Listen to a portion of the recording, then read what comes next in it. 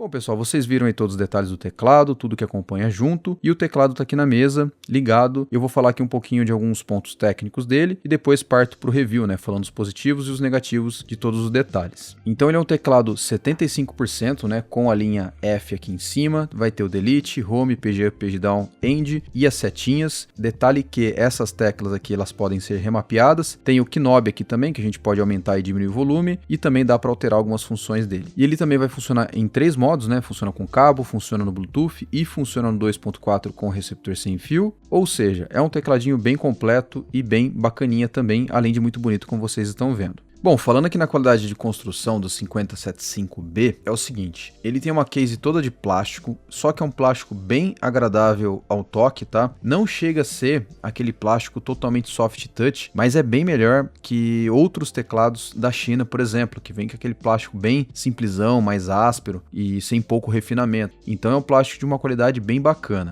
Ele é um teclado basicamente com pouquíssima rebarba, né? Ele tem os cantos mais arredondados e apenas aqui na parte de baixo que a gente vai ter alguns encaixes que não são assim perfeitos e 100% alinhados. A gente vê pequenas rebarbas assim, mas nada que a gente possa classificar como ruim ou dizer que é um ponto negativo. Aqui na lateral, imagino que vocês já devem ter percebido e visto no vídeo que ele tem essa tira LED, que é um LED independente do RGB da parte das teclas, né, da parte superior, mas eu vou falar disso aqui um pouco mais pra frente. E aqui na parte de baixo ele vai ter dois pezinhos emborrachados aqui que dão uma aderência muito boa, não tive problema do teclado ficar escorregando, nem nada do tipo. Ele tem os pezinhos retráteis também de 2 níveis, tá? Tem essa primeira inclinação aqui que tem o pezinho emborrachado também, e a outra, se você quiser usar mais inclinado ainda, que também conta com o pezinho emborrachado. Em resumo da qualidade de construção aqui é o seguinte, é um teclado muito bem feito, muito bem construído, ele é mais, digamos que refinado do que a maioria dos teclados da China, que tem um acabamento um pouco mais simples, ou seja, para mim, de acabamento aqui tá muito bom, tá muito bacana. Ele tem apenas um detalhe que eu vou dizer aqui, que algumas pessoas podem achar que é uma característica de um teclado com um acabamento ruim, mas não é isso, tá? Se a gente pegar o teclado e der uma torcida nele, a gente vai ver que ele vai dar uma envergada. Não sei se vai capturar na cama, mas ele dá uma torcida ao meio. E se a gente botar pressão aqui no meio, ele também dá uma afundada. Mas só para quem não conhece essa característica que vai estranhar. Isso aqui é um gasket mount, ele é montado desta forma aqui mesmo, justamente para o teclado ter uma flexibilidade um pouco melhor ao digitar e tornar a digitação melhor, tá? Tornar a digitação mais agradável e menos barulhenta. Então não estranhe se você comprar esse teclado e não tá acostumado com esse tipo de característica, dele dar essa torcida aqui e achar que ele tem um acabamento ruim, tá? Porque de forma alguma é isso, ele é montado desta forma aqui mesmo, para, como eu falei, tornar a digitação melhor. Agora falando nas keycaps desse teclado aqui, é o seguinte, elas são keycaps em plástico PBT, elas têm uma textura assim um pouco mais áspera, que tá bem agradável para digitar, pelo menos pro meu gosto aqui, gostei delas serem um pouquinho mais ásperas. Elas também são Double Shot Injection e no caso, elas não são retro-iluminadas, elas são Double Shot, mas é uma peça de outra cor dentro, que no caso é a cor azul, que acaba tornando a legenda ali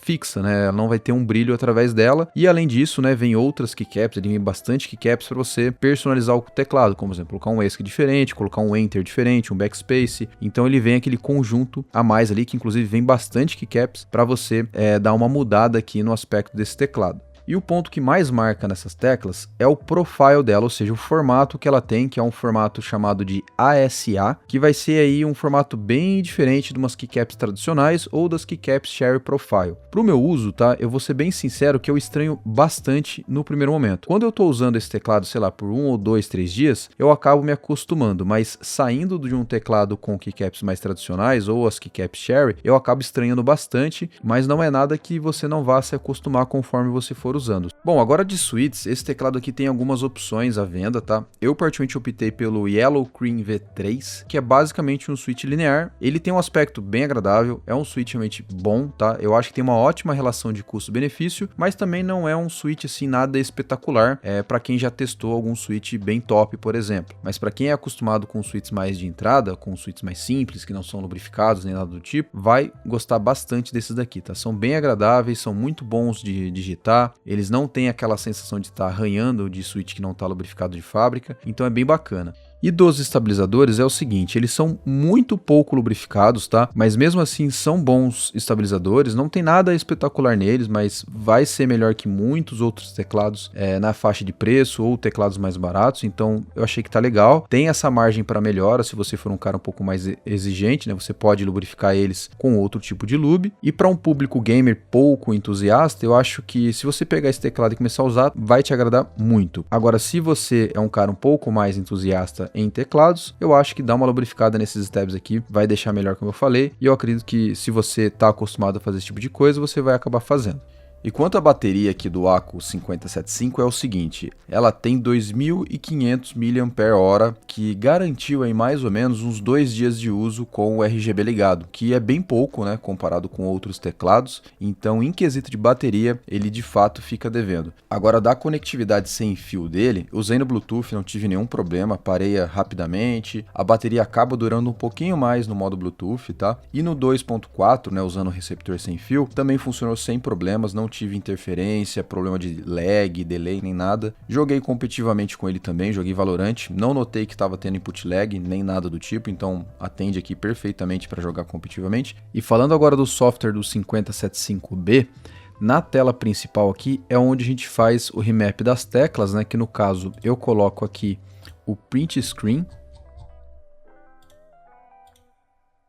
Aqui do lado eu coloco o Delete, aqui eu coloco o Home e aqui eu coloco o End, e dessa forma que fica configurado aqui as minhas teclas. Dá para configurar o knob, né? Tanto rodando para a esquerda quanto para a direita, você pode colocar aqui o que você quiser fazer. No caso, o padrão, né, é aumentar e diminuir o volume, mas infelizmente não dá para alterar o clique dele, né? Que, por exemplo, eu sou acostumado a utilizar o Multi, e infelizmente não dá para alterar. Aqui na parte do RGB, a gente vai ter a iluminação das teclas, né, com diversos efeitos aqui, e como eu falei para vocês, a barra LED lateral ela tem o seu próprio efeito, ficando independente da iluminação superior, ou seja, você pode setar uma iluminação RGB para as teclas e você pode colocar o efeito que você quiser para a tira LED lateral. E aqui no standby é onde a gente configura quando ele vai desligar a iluminação e quando ele vai colocar o teclado para dormir, tanto no 2.4 quanto no Bluetooth. Também dá para fazer as macros caso você utilize, e aqui no suporte você consegue atualizar tanto o software quanto o firmware do teclado.